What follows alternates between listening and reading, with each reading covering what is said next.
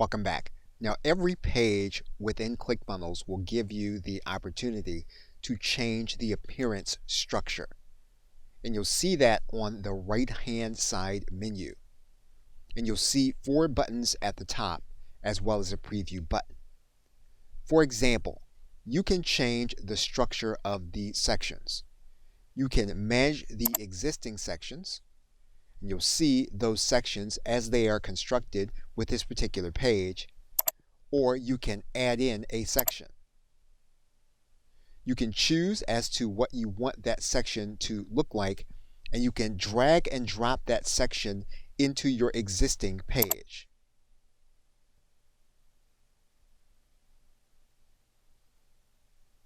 And ClickFunnels will then build the new section. If we go back to add a section, you'll notice that we can add in action on a particular section. And you'll have choices here that ClickFunnels gives you. So if you want to add in a section, you can drag and drop that section onto your page. ClickFunnels will then build that section. What you'll notice then is that each of those sections will then have controls on the right-hand side menu.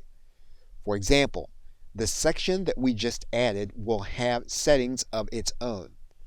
We can change the settings of that particular section by going to the section menu.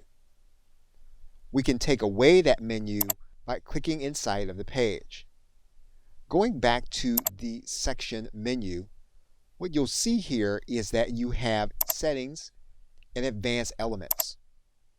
You also have the ability from this section to preview the section from mobile and desktop, to hide the section, to look at the code of the section, or to delete the section altogether. And we are going to delete the section. Going back to the section elements, we can clone an entire section. So we click the clone button. You'll see that the cloned section will appear right at the bottom of the section that you just cloned. You can delete the cloned section. Going back to the section elements, you can save the section once you've been working with particular changes. You can rename it or save it as a particular template.